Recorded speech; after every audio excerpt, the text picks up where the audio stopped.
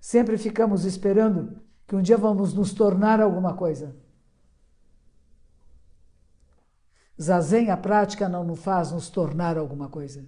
É porque somos que praticamos e exprimimos através da nossa prática.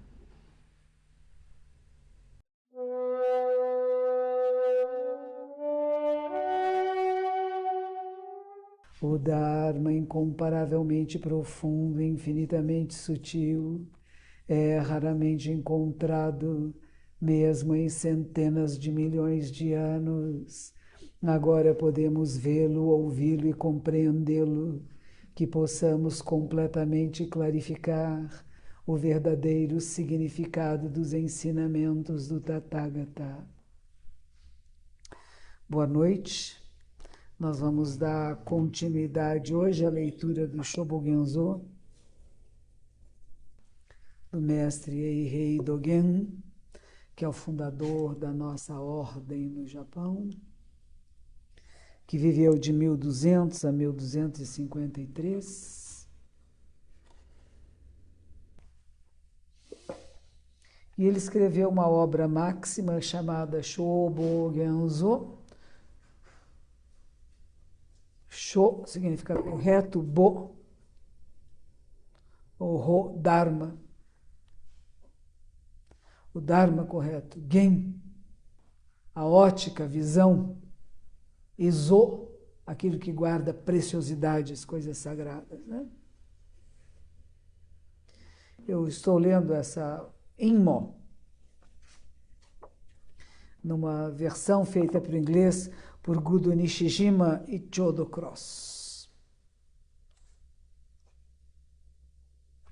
O 33º ancestral do Dharma, o mestre Zen Daikan Eno. E agora vamos fazer essa ligação, né? O mestre Daikan Eno viveu de 638 a 713, século VII e VIII. Ele é sucessor de Daiman Konin. Está na nossa linhagem, quem tem o livro de sutras, todas as manhãs lemos. Ele é o 33º a partir de Makakasho, sendo o primeiro. E o 6º ancestral a partir de Bodhidharma, que foi o primeiro na China. E geralmente ele é chamado o 6º ancestral. Ele é uma figura importante na nossa linhagem. Vamos ver como que Dogen Zenji-sama vai tratá-lo aqui. O 33º ancestral, mas o mestre Zen Daikan Eno, antes de ter a sua cabeça raspada, se hospedou no templo Hoshoji, em Kosho. Ter a cabeça raspada e se tornar monge. Ele era um praticante leigo, né? Não sei se vocês se lembram da história dele. Nós estamos traduzindo o Sutra do 6º Ancestral, uma tradução feita pelo José Fonseca, o Daien Eixin, lá do Rio Grande do Sul, de Porto Alegre, do Viazen. E ele fez também em poesia, a forma de poesia de cordel, a história do 6º Ancestral. E nós estamos fazendo uma edição, vai ficar muito bonita. É uma edição ilustrada, bem bonita. O 6º Ancestral é famoso, ele era um homem muito simples, ele era um lenhador. E ele ouve o Sutra do Diamante. E ao ouvir o Sutra do Diamante, ele teve iluminação. Há poucas semanas atrás, morreu um amigo meu chamado Roque Severino. Roque Severino é nascido na Argentina, e quando jovem também ele ouviu o Sutra do Diamante e teve um despertar. E aí se interessou muito pelo budismo e começou a trabalhar o budismo. Ele foi um professor de Tai Chi Chuan, mas era um grande estudioso dos ensinamentos de Buda. E quando eu vinha ao Brasil, eu morava nos Estados Unidos na época, e quando eu vinha para o Brasil, eu o encontrava. E quando eu fui para o Japão, ele me telefonou para o meu mosteiro no Japão, perguntando se eu não queria voltar para aqui, criar um espaço zen com ele. mas eu tinha acabado de chegar no Japão há pouco tempo e não estava disposta a voltar para o Brasil ainda. Ele acabou mais tarde se ligando a um grupo tibetano e se tornou um lama. Um lama é um professor do budismo tibetano. Ele morreu não faz muito tempo de coronavírus. Tenho orado por ele todas as manhãs. E é uma história parecida com Daikan Enô. Só que diferente. O Roque Severino sabia ler, escrever. Daikan Enô era um homem muito simples, tinha pouca leitura, mal conseguia escrever ou ler alguma coisa. E quando ele ouve esse sutra, ele fica tão emocionado, diz: achei maravilhoso. E onde você ouviu, no mosteiro, ele dá um jeito que alguém fique com a mãe dele e vai para esse mosteiro. E lá ele vai encontrar o seu professor. Mas ele é leigo. Então, antes de raspar sua cabeça, 2 monges estavam tendo uma discussão. E o monge disse: a bandeira está se movendo. E outro monge disse: é o vento que está se movendo. E assim a discussão não tinha fim. Um dizia: a bandeira, é o vento. O que está se movendo? O vento, a bandeira. E até que ele, vendo que essa discussão não terminava, ele disse: está muito além do vento se mover e muito além da bandeira se mover. É sua mente que está se movendo.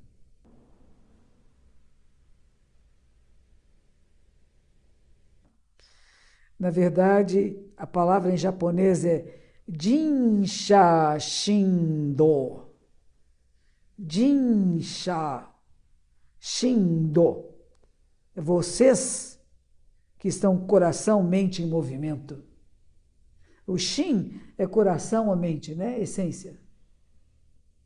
É isso que está se movendo. Ou seja, a mente é a realidade. E outra interpretação é Jinsha Shindo. Ou seja, suas mentes estão se movendo, que é uma crítica aos monges. Veja 2 interpretações possíveis para essa mesma frase. Uma delas é Jinsha Shindo. Vocês são a mente em movimento. E outras, suas mentes estão se movendo. Percebe? É uma sutileza. Para Dogen Zenji-sama, o que ele está falando é: vocês são a mente se movendo. Ao ouvir essas palavras, os 2 monges imediatamente se convenceram. Esses 2 monges haviam vindo da Índia. Com essas palavras, o sexto ancestral está dizendo que o vento e a bandeira são movimento, mas que tudo existe como a mente. Mesmo hoje em dia, embora as pessoas ouçam as palavras do sexto ancestral, eles não conhecem as palavras do sexto ancestral. Muito menos como poderiam eles exprimir as palavras da verdade. Por que eu digo isto? Porque ao ouvir as palavras, vocês são a mente em movimento,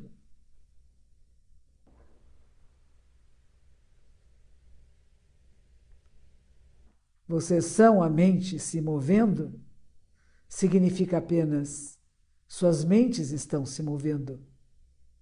Se você achar que é isto, você não viu o sexto ancestral. Você não conhece o sexto ancestral.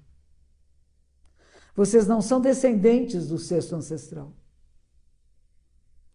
Agora, como crianças, netos, bisnetos do sexto ancestral, falar a verdade do sexto ancestral, falar com o corpo físico, com o cabelo, a pele do cesto ancestral, vocês deveriam dizer o seguinte: as palavras "vocês são a mente se movendo" são perfeitas como são, mas também poderiam exprimir: vocês estão se movendo. E por que falamos isto? Porque o que está se movendo se move. E porque você é você. E falamos assim porque vocês já são pessoas de Imo. Essas pessoas já são isso. Sempre ficamos esperando que um dia vamos nos tornar alguma coisa. Zazen, a prática, não nos faz nos tornar alguma coisa. É porque somos que praticamos e exprimimos através da nossa prática.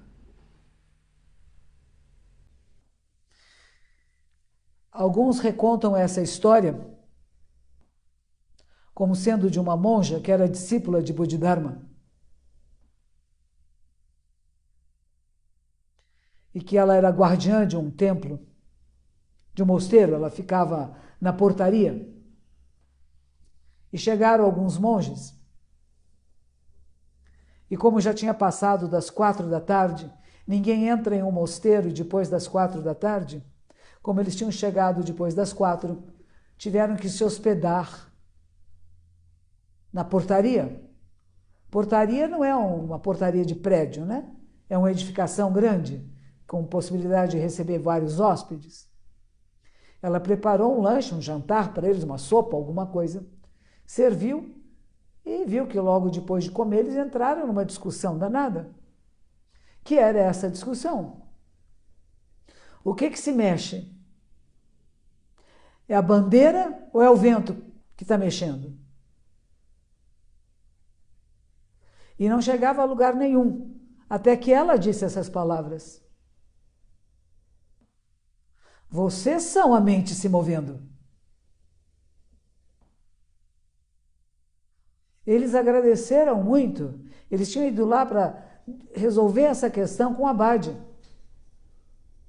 Mas a explicação dela foi tão boa, esclareceu tanto, que eles falaram: não precisamos mais falar com o Abade. Na manhã seguinte acordaram e foram embora. E aqui essa história se repete com o cesto ancestral, tendo uma situação semelhante. E Dogen Sama continua. Em dias anteriores, o cesto ancestral era um lenhador, num distrito que chamava Shinshu. Ele conhecia muito bem as montanhas e conhecia muito bem as águas. Através de seus esforços sobre os pinheiros verdes, ele havia erradicado as raízes. Mas como poderia ele saber dos ensinamentos eternos que iluminam a mente?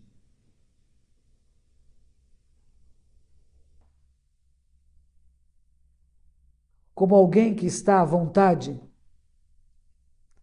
nas proximidades de uma janela iluminada. Uma janela iluminada sugere um bom lugar para ler os sutras.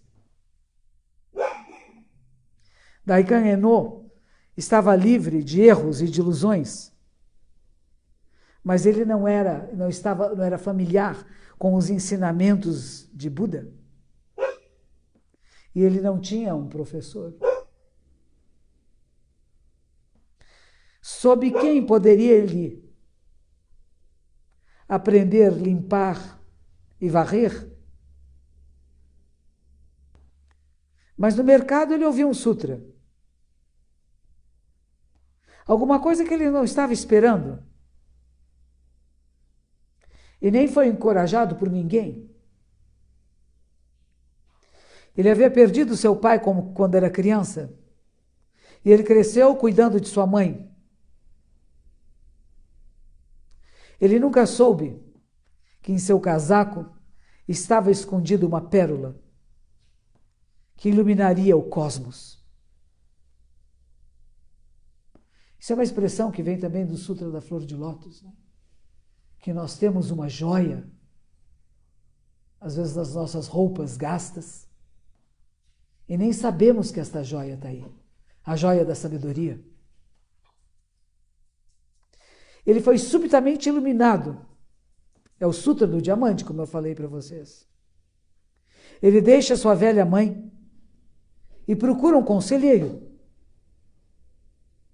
Isso é um exemplo de comportamento que é raro entre seres humanos. Quem pode fazer pouco da bondade e do amor,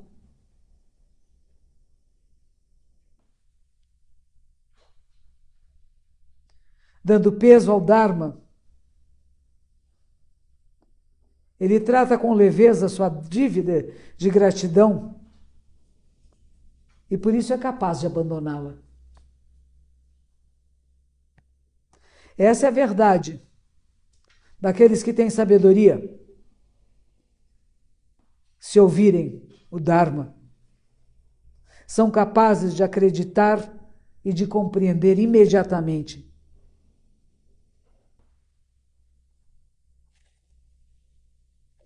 Isso é uma frase que vem também do Sutra de Lótus, que diz o seguinte, a parábola das ervas.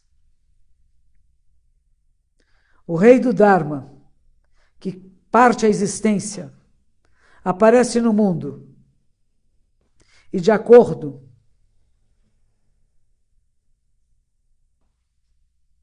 para todos os seres, ele prega o Dharma de várias maneiras. Se os sábios ouvirem, são capazes de crer e compreender de uma só vez. Os não sábios duvidam e se lamentam, e assim o perdem para sempre. E aí Dogen continua, esta sabedoria não é aprendida de outras pessoas, nem estabelecida por si mesmo. Não é inerente, você não nasceu com ela, e nem você a ganha de outras pessoas. Porque sabedoria é capaz de transmitir sabedoria. E a sabedoria diretamente procura pela sabedoria.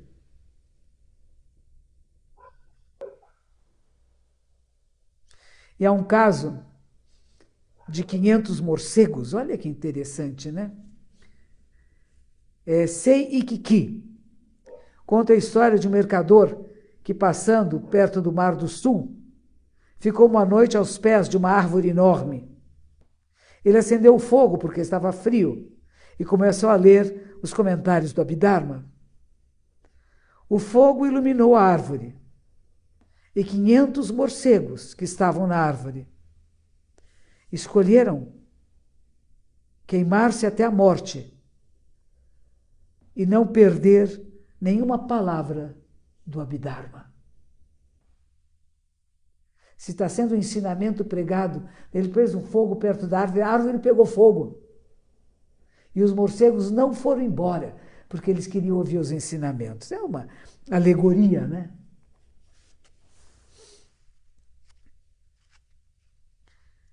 A sabedoria naturalmente consome seus corpos.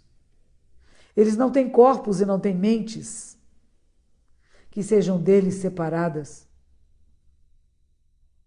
No caso dos 10 mil peixes nadando, de novo, é outra história aqui, tá vendo?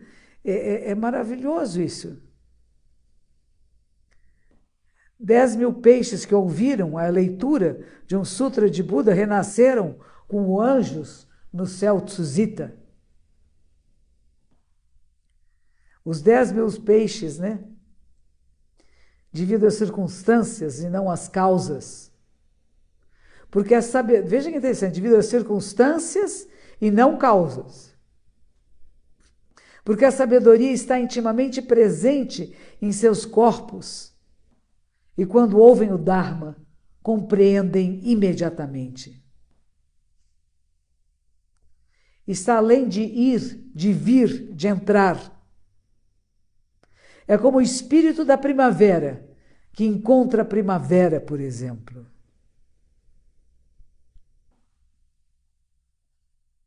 O Senhor do leste é o Deus da primavera. O espírito da primavera encontrando a primavera, o fato de que uma vez, no momento presente, se opõe a todo um processo, o que acontece agora, não é um processo que vai acontecendo aos pouquinhos, né?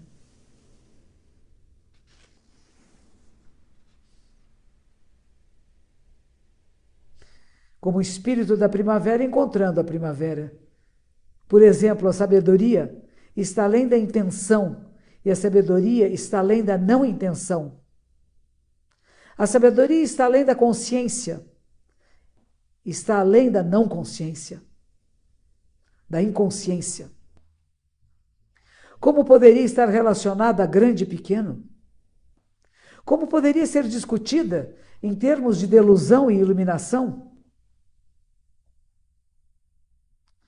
E embora o sexto ancestral não soubesse nem mesmo o que é o Dharma de Buda, nunca tendo ouvido antes, nunca tendo procurado por ele, nunca tendo aspirado por ele, quando ele ouve o Dharma, ele abandona seu débito de gratidão, esquece seu próprio corpo. E essas coisas acontecem porque o corpo-mente daqueles que têm sabedoria já não pertence a eles mesmos. Este é o estado chamado capaz de crer e compreender de uma só vez. Ninguém sabe quantas rodadas de vida-morte são passadas, mesmo quando possuindo essa sabedoria, são passadas num solo poeirento fútil. São como uma pedra escondendo uma joia. E a joia não sabe que ela está encoberta por uma pedra. E a pedra não sabe que ela está encobrindo uma joia. Um humano reconhece. Um humano procura. E não quer dizer que a joia esteja esperando, nem que a pedra esteja esperando. Não requer conhecimento da pedra. Está além do pensar da pedra e da joia. Ou seja, um ser humano e a sabedoria não conhecem um ao outro. Mas a verdade, infalivelmente discernida pela sabedoria,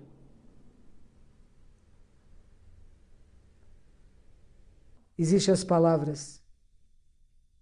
Aqueles que estão sem sabedoria duvidam e assim perdem para sempre. Também é do Sutra de Lótus. A sabedoria não está necessariamente relacionada em ter. E a sabedoria não está necessariamente relacionada a não ter, a ser sem. E ao mesmo tempo, há existência. E os pinheiros primaveris, num só instante. E existe um tempo sem, como os crisântemos no outono. Não é uma maravilha, gente?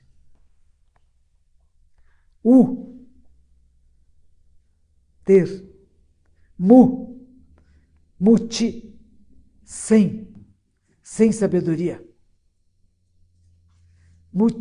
Mu é uma preposição, sem, e ti é um nome, sabedoria. Mas a interpretação de Dogen Zenji Samad de mu e ti é o estado de ser sem. É um estado de sabedoria pura, gente.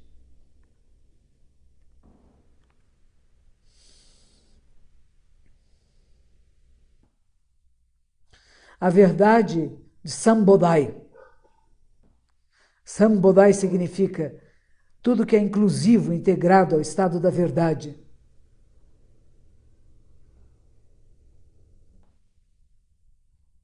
Quando se torna uma dúvida, todos os dharmas são dúvidas.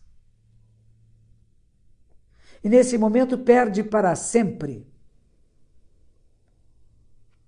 É um ato. As palavras que deveriam ser ouvidas, o dharma que deveria ser experimentado, são totalmente dúvida. O mundo inteiro, que não sou eu, não tem um lugar de se esconder. É apenas o ferro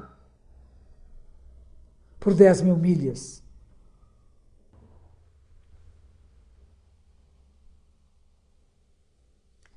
Uma entidade unificada. Enquanto neste caminho as ervas crescem. Isso também é do Genjo Koan, lembram?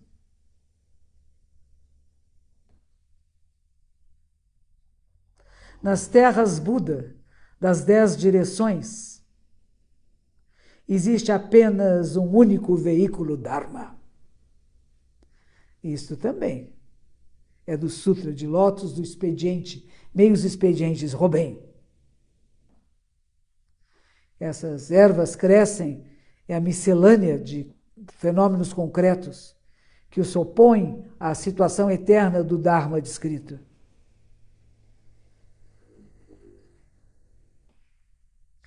Enquanto isso, as folhas caem. O Dharma vive no seu local do Dharma. E a forma do mundo está constantemente vivendo. E porque já existe como matéria que está nela, nisto, existe em haver sabedoria e ser sem sabedoria. Existe na face do sol e na face da lua. Porque ele é uma pessoa é uma pessoa disto. O cesto ancestral está iluminado. Consequentemente, ele vai diretamente à montanha de Obai. Faz uma prostração completa ao mestre Daiman Konin, que o recebe como um servo. Ele separa a palha do arroz. Por 8 meses. E numa noite, o mestre secretamente entra no seu aposento e pergunta a ele: o arroz está branco, já está branco ou não?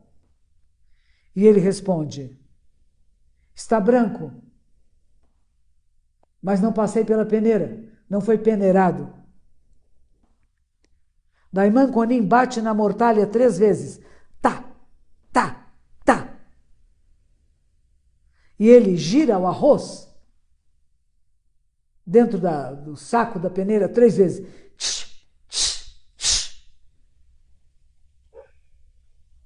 Esse é o momento no qual o tempo do estado de verdade se torna uníssono, harmônico entre mestre e discípulo.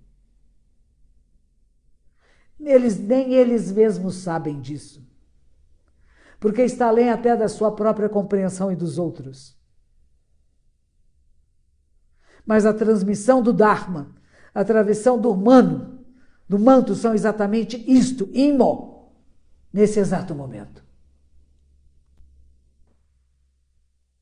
Não é maravilhoso isto? Daikan Renô era leigo, ele não era monge, era lenhador, semi-alfabetizado, que vai para o mosteiro. Mas ele teve, ao ouvir o Dharma, ele se torna o Dharma e ele precisa do Dharma. Não é esse olhar vago que a gente tem, não estou entendendo. Acorda, gente. Você tem a joia em você. A sua visão comum, vulgar. É como se fosse a pedra que encobre a joia. Mas uma não sabe que é a outra, porque até a pedra que encobre a joia é a joia. E você é essa sabedoria. Pare de pretender, de fingir que não sabe, que não entende. Manifeste-se no mundo. Tem mais um capítulo, uns parágrafos só. O grande mestre Musai, da montanha de Nangaku, Musai Sextoki Zen, que viveu de 700 a 790, é sucessor de Seigen Gyoshi. Ele foi perguntado por Yakusan. Yakusan viveu de 745 a 828, é o sucessor dele. Sucessor de Sekitoki Sen. Muito bem. O discípulo pergunta ao mestre: os 3 veículos e as 12 divisões dos ensinamentos eu conheço pouco, mas soube que no sul existe um apontar direto para a mente humana, realizando a natureza e se tornando Buda. Eu ainda não clarifiquei isso. Eu suplico, mestre, devido à sua grande compaixão, me ensine. Não é bonito isso? Por favor, me ensine. Tenho urgência em aprender. Não estou brincando. É minha vida. O que eu estou fazendo nesse isolamento? Querendo que passe logo. Não estou apreciando cada instante. Não estou vivenciando cada minuto. O professor Clóvis de Barros Filho começou hoje, 6 horas da manhã, com palavras de despertar. Começou falando sobre estudo, estudar, aprender, experimentar o que você estuda. O Zonichiren Daishonin, que estudou na mesma montanha que Mestre Dogen estudou no Japão, em Ryezan.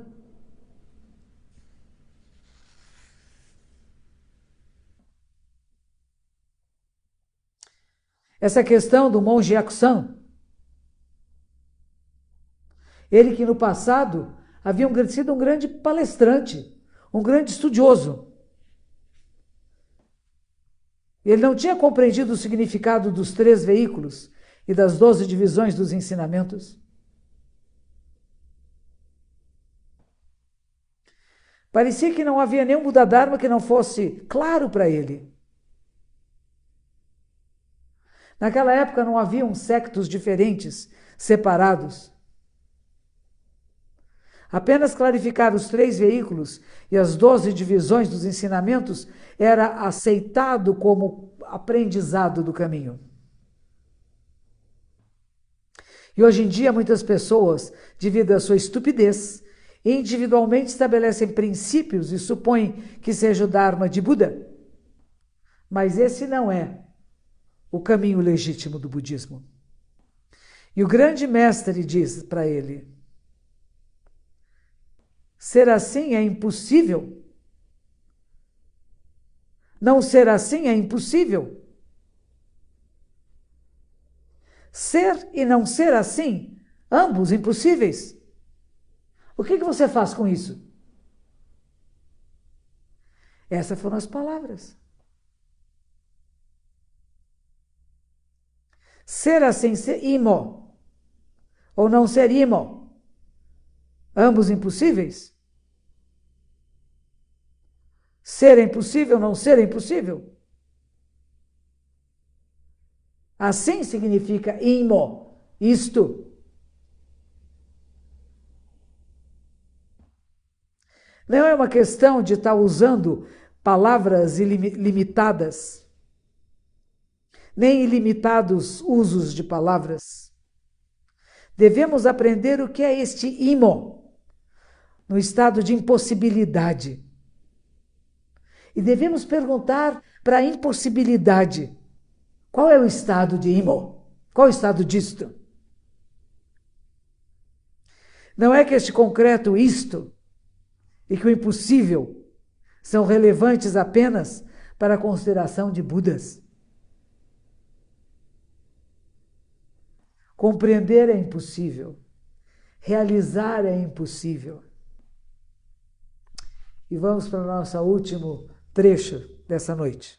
O mestre Zen Daikan, este daqui é Daikan Enô de novo, é o sexto ancestral, de 638 a 713.